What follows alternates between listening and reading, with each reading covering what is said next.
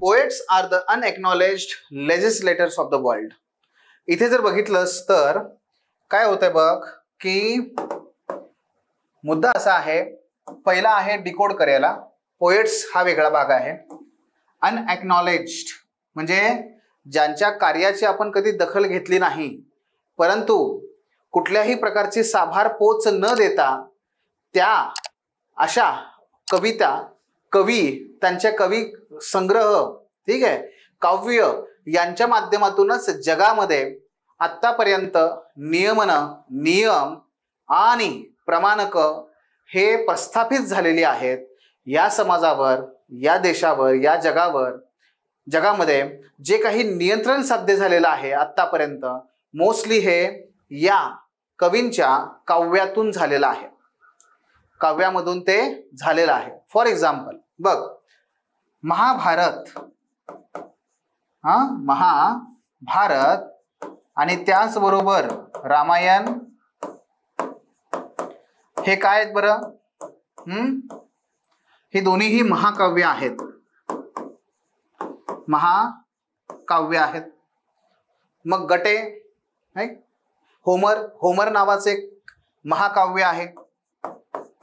Homer हे सुद्धा गटेने लिहिलेलं महाकाव्य आहे. अगदी एवढंच काय, भगवद्गीता, कुराण, बायबल हे सुद्धा महाकाव्यच आहेत. अगदी याच्या पलीकडे आपण बघितलं, ज्या ज्या काही नीतिसंहिता लिहिण्याचा प्रयत्न झाला, जे काही पुराण लिहिण्याचा प्रयत्न झाला, ही सर्व ही काव्याचाच प्रकार आहेत.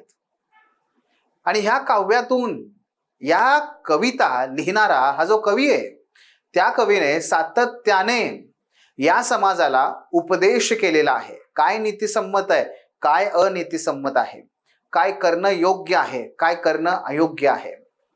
आणि हे केवळ त्यांनी उपदेश नाही केलाय, अनेक कथांच्या माध्यमातून त्याने हे सप्रमाण सिद्ध करण्याचा प्रयत्न केलेला आहे.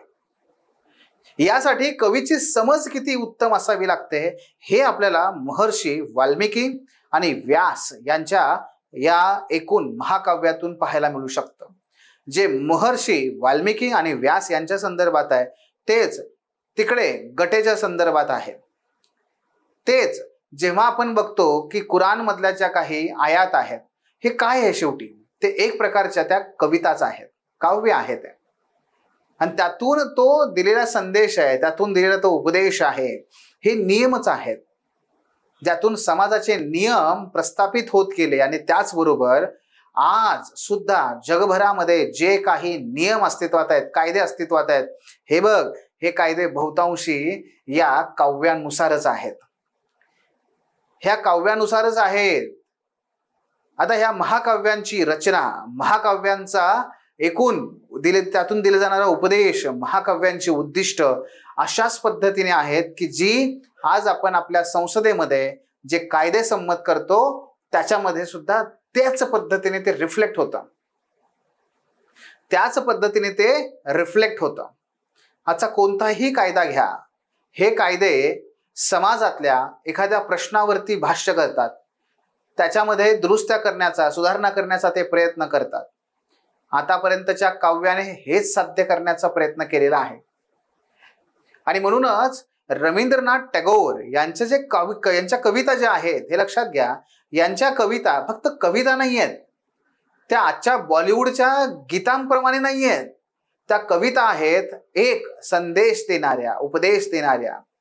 त्या कविता आहेत सामाजिक स्थितीवरती भाष्य करणाऱ्या. त्या कविता आहेत की ज्यांच्या माध्यमातून आपल्याला पुढे काहीतरी या समाजामध्ये नियंत्रण आणि नियमन आणि सुसूत्र संचालन साधनं शक्य होतं. त्याच पद्धतीने आहे बहिणाबाई यांच्या कविता. अरे मानसा मानसा कधी होशील माणूस, किंवा मन वडाय वडाय उभ्या पिकातलं ढोर. म्हणजेच काय करतायत, त्या एक प्रकारे उपदेश देत आहेत की काय अनितीचं आहे, काय नीतीचं आहे. आणि म्हणून जगामध्ये सर्वप्रथम जर काही नियम, नियमन आणि आजचे जे कायदे आहेत, या सर्वांचा मूळ उद्गाता कोण आहे, तर तो कवी आहे. तो कवी आहे. का कवी आहे? कारण आपण जसं म्हणतो, जहां पोहोचे ना रवी वहां पोहोचे कवी. मग त्या पद्धतीनेच जिथे सर्वसामान्यांची दृष्टी पडत नाही तिथे कवी मात्र त्या दृष्टीच्या पलीकडे जाऊन तो त्याचं विश्लेषण करतो आणि समाजाला जागृत आणि तिथे कुठेतरी पल्लवित करण्याचं काम करत असतो. आणि म्हणून कवी जे असतात हे अनएक्नॉलेज का ही एवढं सगळं ह्या कवींच्या माध्यमातून आपल्याला पाहायला मिळतं, पण तरी सुद्धा आपण अजूनही त्यांना कुठेही त्यांची दखल घेतलेली नाहीये. लक्षात येते? हाही मुद्दा आपण तिथे पाहिला पाहिजे. गेटिंग? ओके, चला. सो या पद्धतीने आपण हे पाहू शकता की याचा अर्थ काय आहे. ओके, मग आता एकदा का तो डिकोड केला आपण, तर मग पुढे तुम्हाला मेन बॉडी, प्रस्तावना हे लिहिणं सोपं जाऊ शकतं. ठीक आहे, धन्यवाद.